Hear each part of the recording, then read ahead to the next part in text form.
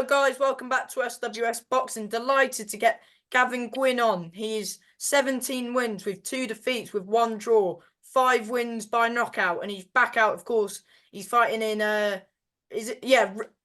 Kingdom Arena in Riyadh, and he's fighting Mark Chamberlain over 12 rounds. Is it for the European belt you fight? No, it's for the WBA Intercontinental belt. Is for Oh, sorry. yeah. The European title ain't on the line. But it's a world ranking belt, and it'll put me high up with the WBA, and yeah. But before we get into that fight, you've had 4 fights since I last had you on. Of course, you fought Luke Willis, and you beat him by unanimous decision, and you won the British title. But you had the British and Commonwealth because you were already Commonwealth champion, but you won the British as well. So how was that? And I won the European title as well. On that night? No, on my last fight, I won the European title. Oh yeah, we'll talk about that one in a minute, but we'll talk about the Luke Willis fight first. Luke Willis fight, he was a good fighter, southpaw as well as Mark Chamberlain. Just outworked him, really. Out hustled him. But it was a good fight. Obviously, winning a British title, it was a dream of mine as well. So yeah, it was really good, a really good night, and in a packed out York Hall, yeah.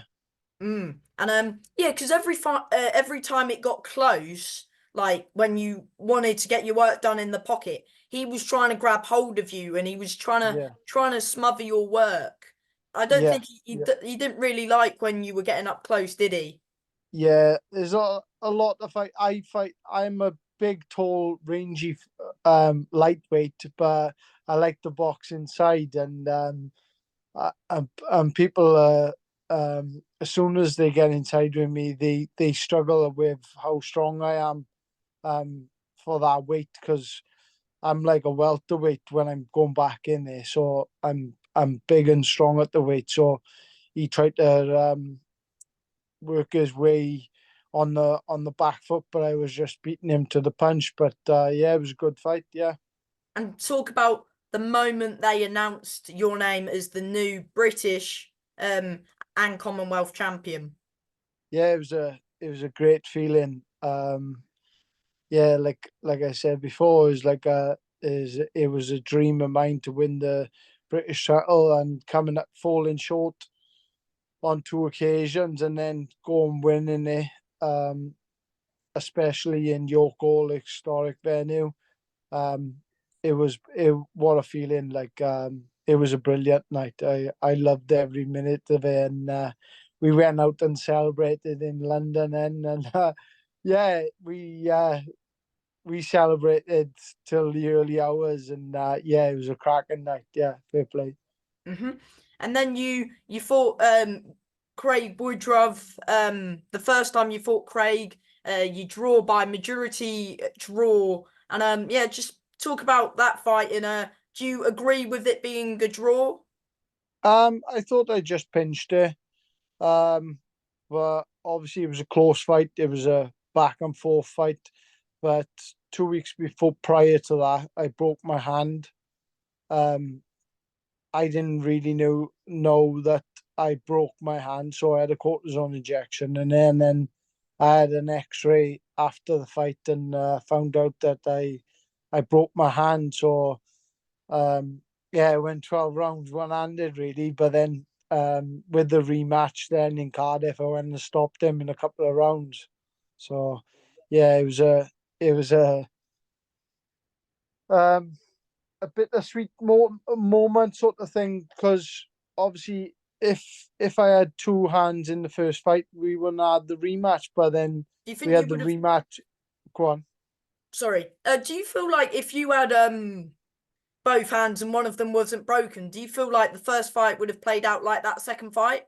Yeah, I do. Like, I couldn't really throw my backhand. I was throwing my left hand a lot more than what I normally do, and it was just one of them things. It happens. Like, in boxing, like you never go into a fight 100% fully fit.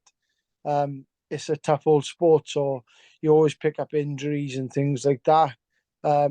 But I went along with the fight anyway, regardless. That's just who I am.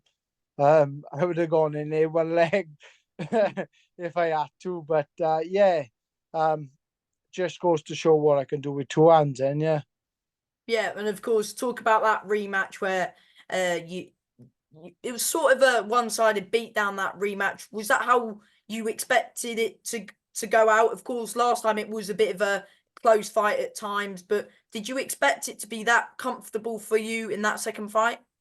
yeah, because I felt quite comfortable in the first fight with one hand, so I knew I was going to do damage with two hands, and obviously my right hand being my power, my strong hand sort of thing.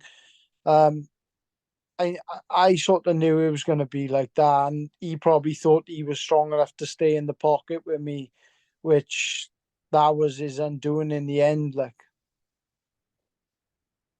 Do you feel like he was? Do you feel like you made hard work out of him the first time? yeah, well, obviously one-handed is going to be it's going to be hard work, but the first time was just had to go through the rounds. I just battled on with one hand, and then obviously second time round, I just thought, do you know what? It's in front of my home crowd in Cardiff, Wales. Let's put a show on for the fans and get a get a good job done on him, like sort of thing. Yeah. Did you feel him like tiring out like in round four? Um, I don't know. Like I hit him with a couple of good shots, and I thought I had him going, and tried to stop it. I think round four, the referee stopped it when I had him backed up on the ropes because my gum shield come out. I thought I would have finished it then. I thought he was going to stop it. That's why I thought he pulled me away from him, but it was from my gum shield. But I knew as soon as that round ended and I had him in his own corner backed up, I thought the next round he's not gonna stay in there with me, sort of thing. Hmm. And yeah, that was a successful defense of your British title, of Yeah, course. And then you fought in December and you won the European title yeah, yeah. against Marcelli. Marcelli, yeah, Marcelli. Hmm. Marcelli, that being in the York goal as well. Um, yeah, another great night, but obviously didn't really perform all that too well myself. Just felt flat on the night. But that's no disregard to Marcelli. He was unbeaten, 42-0 at the time. Great fighter, but um, they pulled him out with injury, but we later found on in the change room that he wasn't injured. He was just tired and taking too many shots. So robbed me of a good stoppage, really. But it is what it is. And I picked up the European title, and now I got a shot at the WBA Intercontinental now out in Saudi. So yeah, I'm looking forward to that. So talk about the fight, the fight prior to the stoppage. Of course, it was close at times. I wouldn't say it was your best performance. No, no.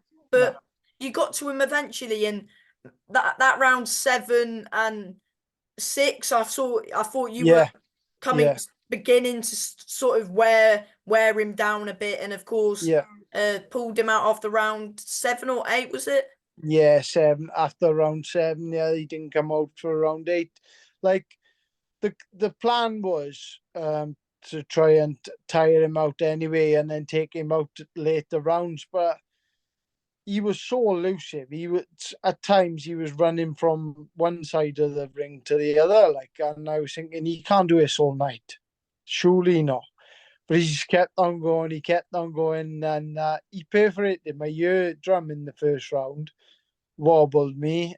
I went back the corner, had a ball getting off Tony, and yeah. Um, After each round, I was like, "Do you know what? This guy's not gonna get up there. He's got his running trainers on, sort of thing. But he was picking his shots well, catching me, and he done well for about 4 rounds. But then he started to fade. Then during round 5, I think it was, I started landing some decent shots on him. Round 6, I thought I won round 6 and won round 7 as well. And do you know, round 8, Tony said to me, he said, right, start putting the pressure on now, stop letting your shots go.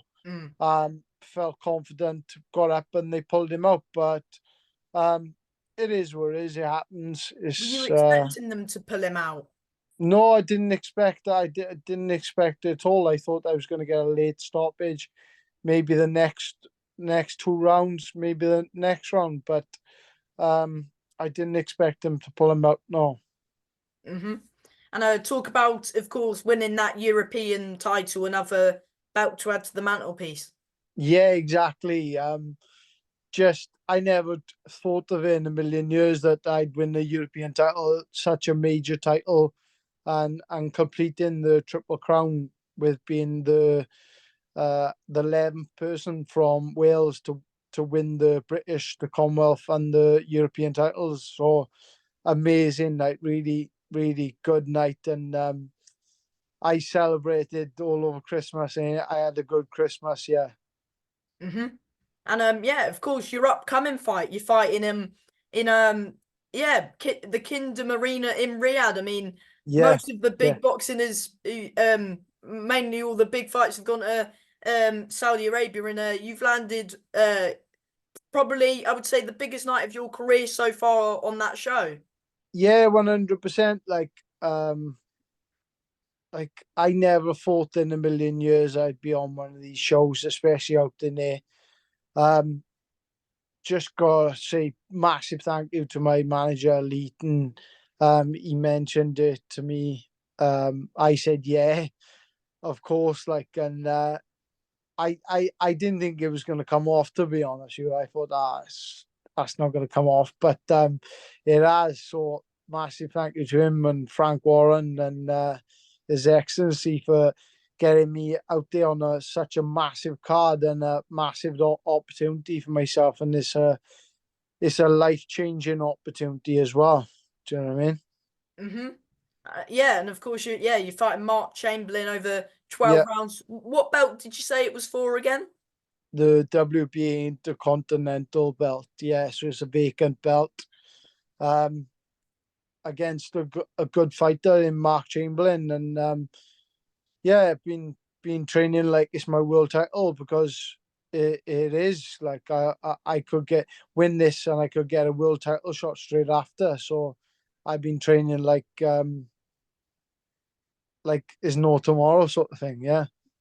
And yeah, of course, yeah. Talk about your fight being in Saudi Arabia Yeah. Yeah. with the likes of AJ's fighting Zhang Parker, of course Vargas Bull, and of course yourself as well. Yeah. Yeah.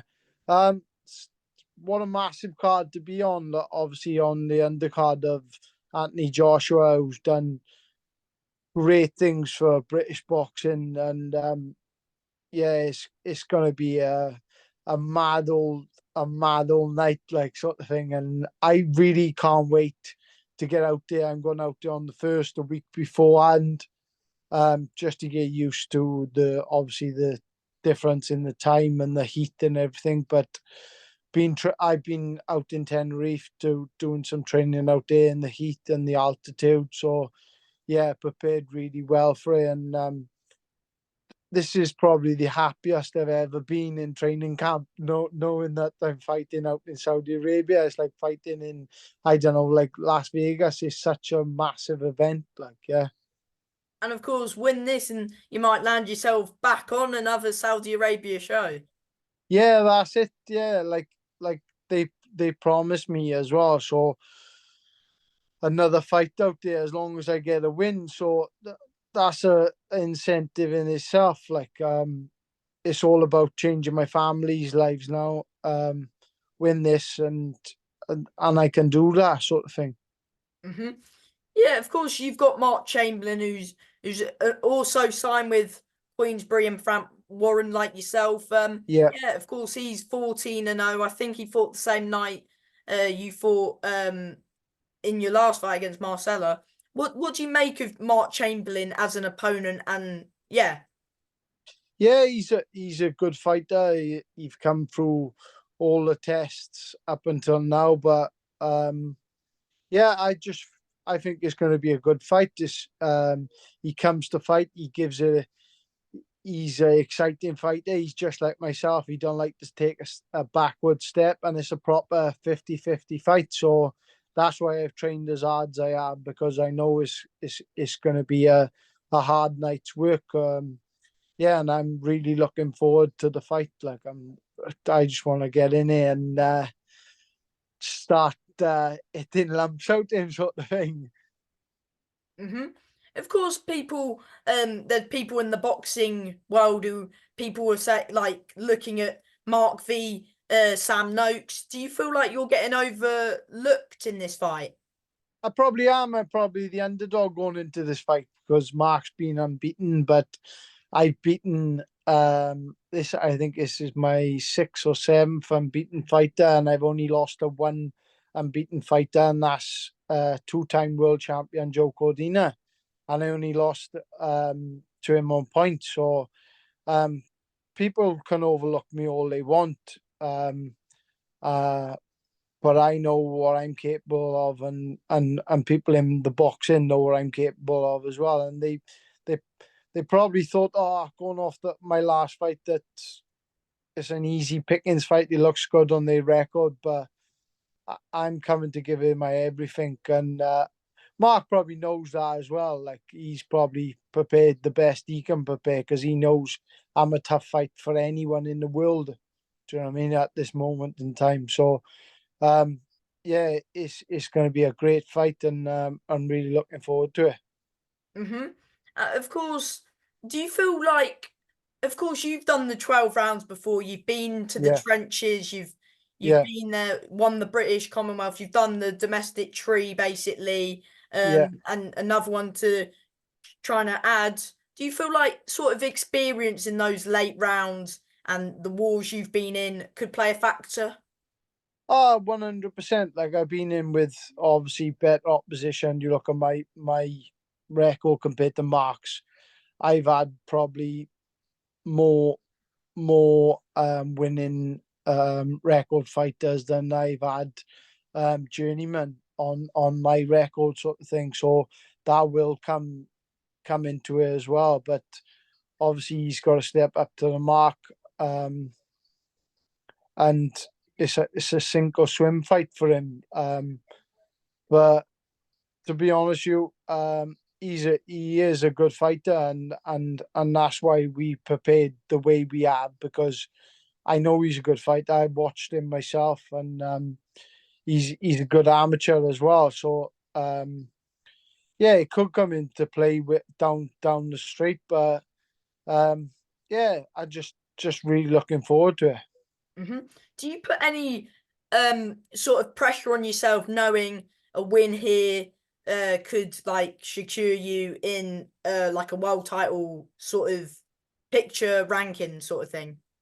Not really, because that's all I'm thinking of now is this fight. I'm not looking ahead of myself. That's all I'm looking at is Mark now, going forward until I beat him on March the 8th. That's all I'll be thinking about at the minute. I'm not thinking about nothing else really, and I think that's the mindset you gotta be in as well. hmm yeah, have I asked how's camp going? Yeah, camps flying, to be honest. It was probably one of the best camps I've had with sparring and the way everything has gone. Um, I had a fight in December and I had a couple of weeks off Christmas and straight back into camp. So it was nice. A quick turnaround, whereas normally I gotta wait like 2 or 3 months before I get a fight date. So it's been really good, and yeah, I'm feeling in great shape. Um, the weight is good. Normally, I'm strong. I everyone knows I'm massive for lightweight, and I, I do struggle. Like, but this time round is just it's just flown off me, and I'm so happy. Like I've eaten really good foods, and it's just I'm in a good place mentally and physically. Like yeah. Hmm. Um, yeah. So didn't you say earlier that you said it was the best camp of your career so far? Yeah, it's gotta be the best camp in my career so far. And like leading up to uh, a couple of my fights before, and I've never been like 100% going into fights. But this fight I have, like I am had any injuries, touch wood, uh, and everything's gone to plan. And yeah, I think that's down to I'm just in a happy place, and I'm just so happy that they got me on this card out in Saudi. Yeah, yeah. Hmm. How many weeks' notice have you had for the fight? Oh, loads. I've had gotta be like 9, 10 weeks. Yeah, fair amount. Like yeah, So yeah, so as you said, you were off. You had a little break over Christmas, and yeah. after Christmas, how long until you got back in the gym after Christmas? Well, I don't really have a break off training anyway, because like I had a break. The only break I had was from actually punching, but I'm always training. I'm always running. I'm always going to the gym, doing weights and things like that. So I only probably had a week and a half off the gym of actually not training. So I've been in the gym since like before Christmas. Yeah, Hmm. Can I get you some of your predictions of the card as well? yeah, yeah. Go on. Um, Ray Vargas v Nick Ball. Do you know what? That's a great fight, but I see Nick Ball stopping Vargas. I do. It's a really good fight though, and it's a proper 50-50 fight, and it's for the is it for the WBC world title? I think yeah, it is for the Yeah, WBC featherweight yeah. title. Like I think that will give that incentive to Nick Ball to really put it on him, and he's an exciting fighter, and do you know what I mean? So Mm. yeah, I think Nick Ball will stop him maybe 7, 8 rounds. Oh, 7 or 8. Yeah, The mid yeah, rounds. yeah. The mid rounds. You Hmm. start getting to him, and I think he'll get rid of him. Yeah. Hmm. Um, Zilly Zhang v Joseph Parker. Um, Zhang, 3 or 4 rounds. Really? Yeah, I think he'll stop him quite quick. Um, he's a great fighter. I think he beat Hergovich when they boxed. I think he got robbed against him, He if I'm did. quite honest. Um, he won that fight quite comfortable, and we seen what he done to Joe Joyce, who's got probably one of the best chins in the game, Mm. and he knocked him spark out. So, yeah, Mm. So yeah, so an early stoppage for Zhang, you're saying? yeah, yeah. Anthony Joshua v Francis Ngannou. I don't know why they've scheduled it for 10, but it is 10 rounds. Yes, it's probably because it's not for a world title. Um, it's an hard one, but I hope to God that Anthony Joshua wins. Being a Brit, I gotta support the Brit, but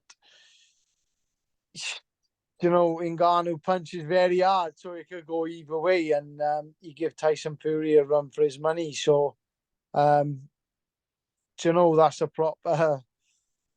Personally thought Ngannou beat Fury, in my opinion. Yeah, they do.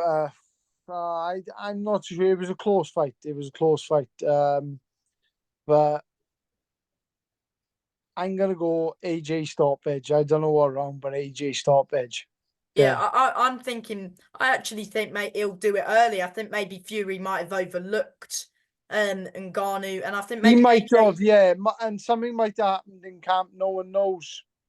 Um, and he's just might got that style that I don't know. He just don't agree with Tyson Fury's style, sort of thing, and it does happen. But I just think AJ will beat him by by knockout. Yeah. Are you going to say late, early, or just an AJ? Nah, just by stoppage. I don't know what round. No, I'm gonna pick a round, but Fair yeah, enough. and Gavin Gwynee win, just win. Oh yeah, but the usual saying, if the knockout's there, it's just a bonus, isn't Yeah, it? if it comes, it comes, but just win. That's all I want to do is win. Do you know what I mean? That's all that's on my head is get a win. Do you know what I mean? Fair enough. What can fans like expect from you?